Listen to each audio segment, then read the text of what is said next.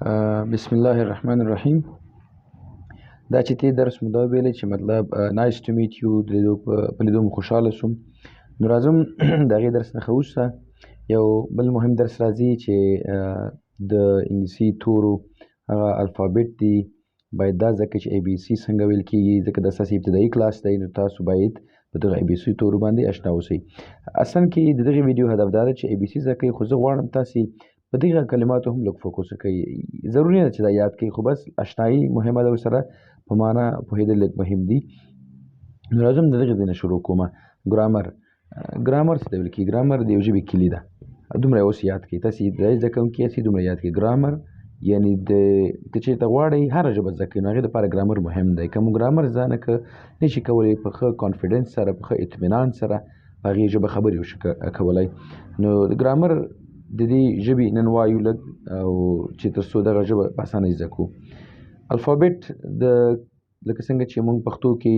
د الف نه تر یې پورې الفبا لرو، نو په دغه شان په انګلیسي کې موږ الفابet لرو. الفابet مطلب د A نه تر Z پورې ټولو تورو ته الفابet ویل کېږي. د A نه تر دغې Z تورې پورې ټولو ته الفابet ویل کېږي. listen معنا غوږ شئ،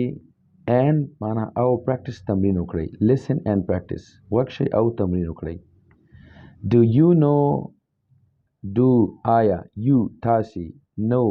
پوهیږئ د انګلیش د انګلیسي الفابet و آیا تاسې پوهیږئ د انګلیسي الفابet؟ do you know the English alphabet؟ آیا تاسو پیژنئ د انګلیسي الفابet؟ نو د پیژندلو په معنا هم دی. آیا تاسې د انګلیسي الفابet پیژنئ؟ English alphabet has 26 letters. د انګلیسي الفبا شپږ توري لري. په انګلیسي کې شپږ الفبا دي. عبارت له دغې تورو څخه دی. اپر کیس لیټرز نه مطلب د هغه توري د انګلیسي چې هغه په پورتني دریو کرښو کې لیکل کېږي، یا اپر کیس نه مطلب کیپیټل لیټرز دي، یعنې د انګلیسي الفبا لوی توري دي دا. او راځو دغې نه شروع کېږي. A اپر کیس نه مطلب لوی توري. دې نه مطلب دا چې کله هم تاسې څلور خطو انګلیسي سره مخامخېږئ لکه داسې دا څلور خطه دي، نو پورتني دریو کې دا توري لیکل کېږي. دغه ګورئ لکه A داسې، ځکه د اپر کیس وایي. نو A تلفظ یې لیکل شوی، تاسو دې نه استفاده کولی شئ. A B B C C D D F وبخئ E F F G G H H I J J K K L L M M N O P Q R S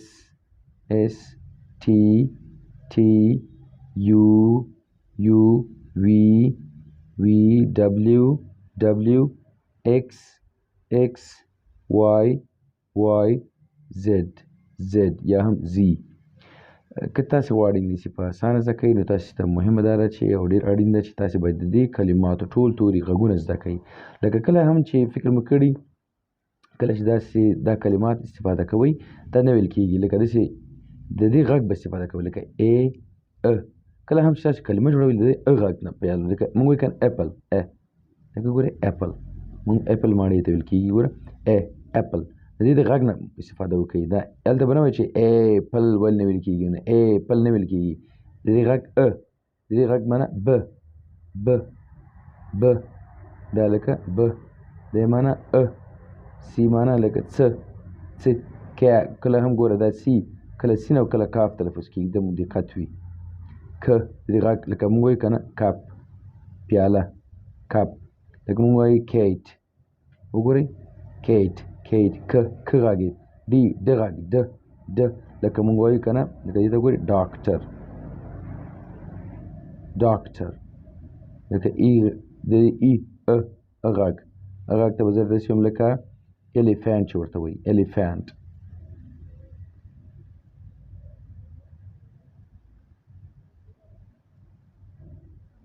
او اف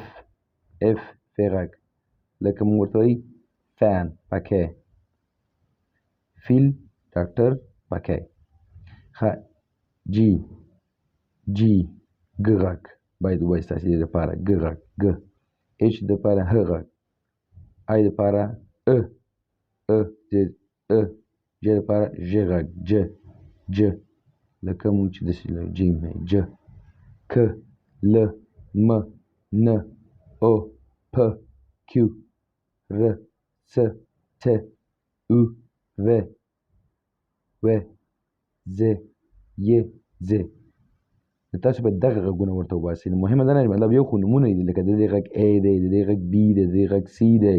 دا یې نومونه شو او دې غږونه لکه ا ب ک څ د ا ف تاسې دغه غږونه استفاده وکړئ کله هم چې کلمه لیکئ او وایئ تاسو به ډېر اسانه شي فقط د یو په لوستلو سره به کولی شئ تاسې کلمات جوړ کړئ. لکه ګورئ که دغه تاسې یاد کړئ ته کولی شئ لکه اوس زه وایم چې سی د دې غږ څه دی ک ا د دې غږ ک ک پ کیپ کیپ خپله جوړېږي کیپ خولۍ ته ویل کېږي ګوره کیپ کیپ لکه زه وایم ګوره د دې غږ څه دی تاسې وایئ او وایي نوم دی او لکه مونږ وایي داسې او د دې پ اوپ او پ ا او پ او پ ان او پن په اخره کې غږ باید نه خپل غږ به یې نه وباسئ فقط خپل غږ وایي اوپن خلاصولو ته ویل کېږي. تاسو دغسې دقت کوئ لکه زه اوس لیکمه خپل نوم لکه ګورئ زما نوم اس څ آی څ ر غږ سر ا څره څره ج سراج ګورئ تاسې کولی شئ دغسې یو کلمه د چپ طرف نه ونښلو یو بل سره لکه دا د سره ونښته بیا دا د سره ونښته بیا دا د سره بیا دا د سره نو کلمه خپله جوړېږي یعنې جوړېږي سراج صحیح ده. نو دا دې راځم بعضې واړه توري دي تاسې دا هم ځان سره یاد کړئ. لوور کیس لیټرز دا واړه توري دي واړو نه مطلب د دې دا دی چې دا په منځني دغه یو دوه درې څلور کرښو په منځ کې لیکل کېږي نو ځکه ورته واړه توري وایي ښه لکه A B C نور غږونه هماغسې دي D E F G H I J K L M N O P Q R S T U V W X Y دی ښه ده Y Z دا Y ده ښه نو تاسو دغه کلماتو دقت کوئ دا واړه توري دی لوی توري په پورتنۍ درې کرښو لیکل کېږي او دا واړه توري په منځنۍ دوو کرښو کې لیکل کېږي دا یې فرق دی ځکه ورته واړه وایي. ښه راځم د دې ژبې د ښه زده کولو لپاره باید د هرې ژبې زده کولو لپاره باید د هغې واول زده کړئ. واول یعنې غږ لرونکي توري دغه توري چې دي دا بې غږه توري دا خو میکس دي شپږ توري خو په دې شپږو کې دا په یاد ولرئ چې شپږو کې د دې پنځه غږ لرونکي دي. غږ لرونکي مطلب دا چې دا خپله هم غږ لري کله چې تاسې دا الفاظ وایئ لکه A E I O U تاسې شونډې له یو بل سره نه جنګېږي تاسې که فکر یو دفعه تاسې تکرار کړئ سره لکه A E I O U دا ګورئ تاسې شونډې یو بل سره نه لګېږي غاښونه یو بل سره نه لګېږي کله هم چې تاسې دا کلمات ځان سره تکراروئ ستاسې غاښونه باید له یو بل سره ونه لګېږي شونډې مو یو بل سره ونه لګېږي په داسې انداز باندې به تاسې دا تلفظ کوئ نو هله بیا دا صحیح ګڼل کېږي لکه A E I O U دغسې الفاظو باندې تاسې کولی شئ دې غږ تلفظ کوئ. دا پنځه دانې دي دا واول دي د انګلیسي پنځه واول لکه دا پنځه دي او کانسوننټ دا واول معنا غږ لرونکي لیټرس معنا توري دیز دا 5 پنځه آر معنا دی واول غږ لرونکي لیټرس توري کانسوننټ لیټرس بې غږه توري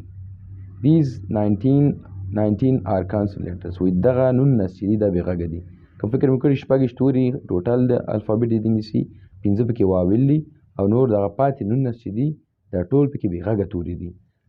لکه فرض کړه بې غږه مطلب دا لکه زه وایم بوای که زه دا کلمه بوای وایم که دې نه دا خو واول دی که نه وګورئ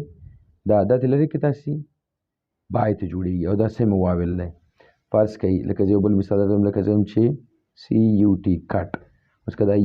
دلته یو لرې کوم دا واول دی که نه دلته نو دا به سی ټي شي نو دا به هېڅ تلفظ نه شي په اسانۍ وینئ سی ټي دا نه تلفظ کېږي که یو پکې وي کټ بیا تلفظ کېږي نو ګټه همدا دی چې تاسې ته دا بې غږه تور چې دي لکه دا اوس بې غږه تور دی دا دواړه په غږ راولي دغه واویل په مرسته یو هجا رامنځته کوي دا دواړه په غږ راولي د غوږ اصلا کې دا هم یو غږ لري دا هم لري خو د غږ سره یو کوي یو سفر رامنځته کوي تر څو د کلمې په اسانۍ سره تلفظ شي ټول هم دغه شان کلمې یو بل سره یو ځای کوي نو سمو واویل پکې دوه دي چې هغه نیمه واویل دي لکه څنګه مې دلته ویل ګوره دی یو کلمه بای خو فقط د دبلیو او د وای توري دغه سمو واویل دي دوه پکې دا سمو واویل دي 19 پکې دا کانسوننټ دي او شپږ پکې دا دي دا ټول چې جمع کړي یعنې شپږ توري جوړېږي او شپږ توري د انګلیسي خپلې توري دي These semi vowel letters semi نیمه واول غږ لرونکي letters توري These two are semi vowel letters وي دغه دوه چې دي دا نیمه غږ لرونکي توري دي لکه W and Y نو دغه اساسي ټول الفابet د به ټول ځان سره یاد کړئ راځم لاندې رنګونو ته دا هم ځان سره وګورئ کلرس معنا رنګونه red یعنی سور رنګ ته ویل کېږي red زیړ رنګ ته yellow ګلابي رنګ ته pink او شین رنګ ته green او ارغواني یا بانجاني رنګ ته پرپل او نارنجي رنګ ته اورنج او آبي رنګ ته بلو ویل کېږي نو که چېرته دغه درس مو خوښ شوي وي نو دغه ویډیو د سره لایک فالو او تر نورې ورسوئ مننه ښه وخت